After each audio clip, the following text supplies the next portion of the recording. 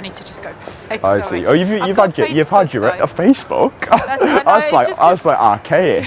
I don't want to use Facebook. I don't want to message you on Facebook. I don't want to message you on Facebook. Yeah. Do you use WhatsApp? I've got WhatsApp. Let me take your WhatsApp. Yeah. I want to. Do you ever watch The Apprentice?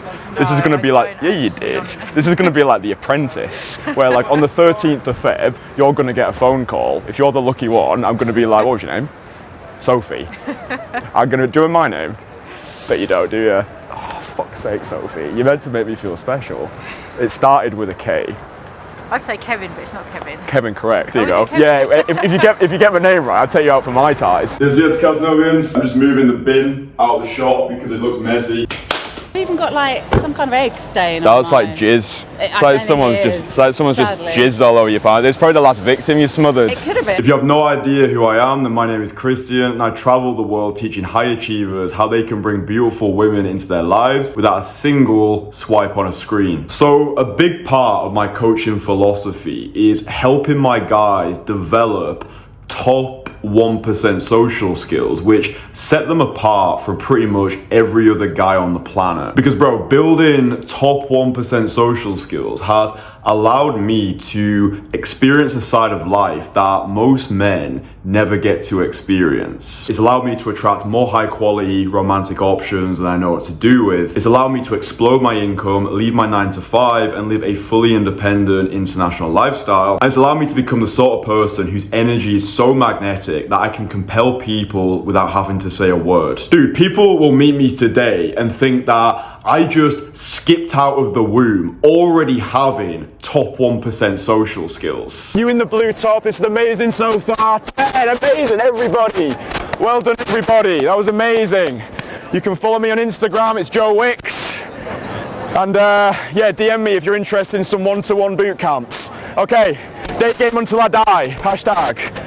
But what they don't realize is I've been developing top 1% social skills since the age of 13 when I made the decision to become a magician. I used to have severe social anxiety. Talking to strangers was always a painful experience, and the reason I decided to become a magician was because I wanted to take a sledgehammer to my social anxieties. Now don't worry, you don't need to become a magician or spend the next 14 years of your life developing top 1% social skills. In this video, I'm going to share 4 powerful principles which will allow you to develop top 1% social skills fast so you can get more girls, make more money, and live a life that actually excites you. Fucking do it. 1. Social anxiety is not real. You don't have social anxiety. You just lack practice. If someone had have said this to me at 13 years old, I would have been like, oh, fuck off you prick. But I understand now that all we are is repeated patterns of behavior which we've accepted over time as our identity, and we then crystallize this identity through the language that we use. We'll say things like, oh, I can't get girls because I have social anxiety. I can't get girls because I'm an introvert. I can't get girls because insert reason. Dude, Henry Ford said it best when he said, whether you think you can or you can't, you're right. Think about this, yeah? If I stayed in this room for the next year of my life, then I would start to experience symptoms of what we would call social anxiety. It doesn't mean that I actually have social anxiety. Yeah, social anxiety is not this incurable disease that we can catch and then once we have it, we're doomed forever. No, all it means is I simply would be lacking practice. Yeah, same way if I didn't go to the gym for a year. Yeah, I would start to lose definition, get all podgy and start to look like a flump. Diabetes. So dude, before we go any further, the first thing that I need you to do is stop telling yourself that you have social anxiety. You don't, you simply lack practice. 2. Never be at home. Right, now we've stopped putting these self-limiting labels onto ourselves. Like, oh, I have social anxiety. You don't. Diabetes. The next thing that we're gonna do is take big fucking action. One of my favorite mantras is never be at home. Now, of course, this statement is deliberately hyperbolic. Yeah, obviously we need to sleep, we need to make love, we need to do Joe Wicks home workouts, but you're never going to develop top 1% social skills by staying at home. A great exercise that you can do is set the intention that for the next 30 days, you're going to aim to speak to at least one new person every single day. Now, you can strike up a conversation with someone on your way to work. Just say, good morning, how's your day going? You can approach a gob-smackingly gorgeous girl and be like, hi, excuse me, you look amazing. What are you doing today? You could be talking to the barista who serves you your morning coffee, just asking them, how's their day going? Just getting into the habit of striking up conversations with strangers every single day. Because bro, building top 1% social skills simply comes down to you talking to more people who you don't know on a consistent basis. Like, dude, if you're someone who works a busy 9 to 5 in the city, and as soon as 5 p.m. hits, you're just straight home to watch fucking Netflix and binge eat and wank yourself off into a sock, rather than doing that, why not instead go to a bar or a cafe for 1 hour after work and invite some of your colleagues to join you? Or why not consider signing up to classes in the evenings? Yeah, many of the guys in my private network, the Entourage, go to dance classes like salsa, bachata, kazumba. Other guys in our network will go to improv classes. It's just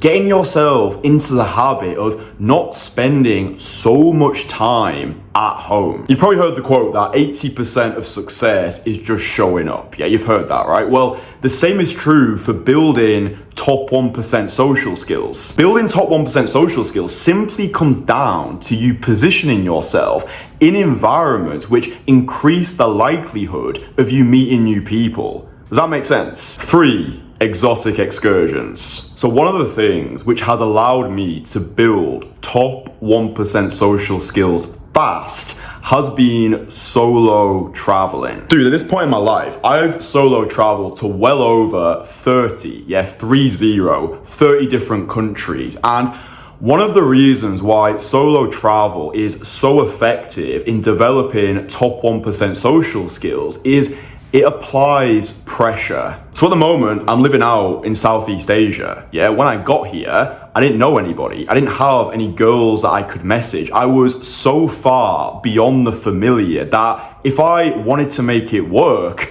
I needed to actually get out there. Yeah, I didn't have a choice. If I wanted to meet people, I was forced to get out of my apartment, catapult myself beyond the carousel of comfort, and take bold action. It was the same thing when I was living in Brazil at the start of last year. Yeah, Brazil is an extroverted environment, right? Everybody talks to everybody. And if I wanted to make things happen in Brazil, then I needed to match the energy of the environment. This is what I mean when I say solo travel applies pressure. Yeah, if you position yourself in an environment where you know nobody, you're so far beyond the familiar, then you don't have a choice other than to go outside, take bold action, and dive bomb into discomfort. Another one of my favorite mantras is run from comfort like your life depends on it. 99% of people are living the same life every single day. Yeah, they work the same job in the same city, they're spending the same time with the same 5 people they went to school with, and nothing changes because nothing changes. Yeah, 99% of people are living lives of quiet desperation. Yeah, they have this desire within them to travel and explode their lives, their dating lives, their social lives, but comfort is so addictive. If you want to develop top 1% social skills and live a life that 99% of people will never get to experience, then you need to be prepared to do what 99% of people are not prepared to do. So after watching this video, consider booking a weekend away or a longer excursion to some faraway exotic environment to catapult yourself off of the carousel of comfort, yeah, to position yourself in an environment which forces you to metaphorically crucify this current version of yourself and level up, yeah, become a more capable, confident, socially magnetic version of yourself. And number 4, the catalyst of cold approach. Most guys who cold approach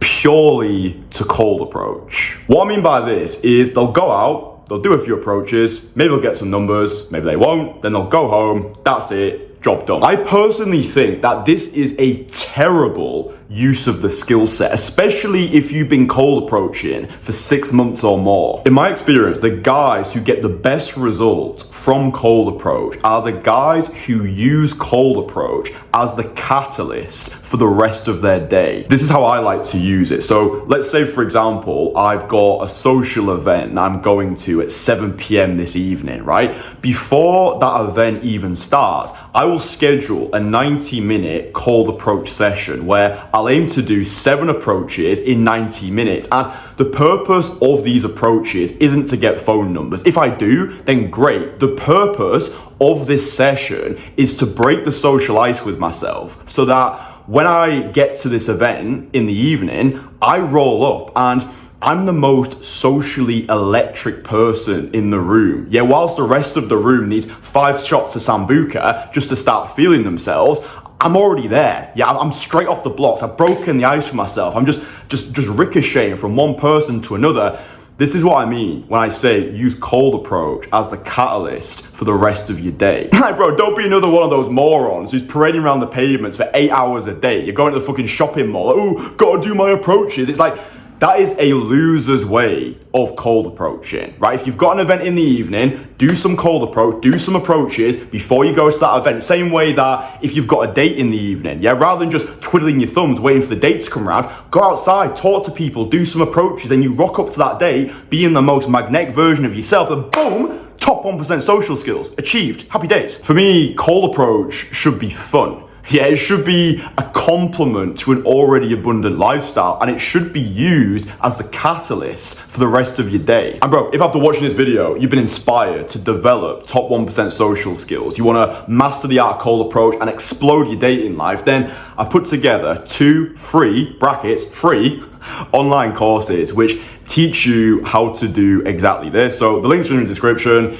access them, enjoy them, and then fuck's sake, actually implement them. Right, I'm gonna go put that bin back. Love yous. Bye.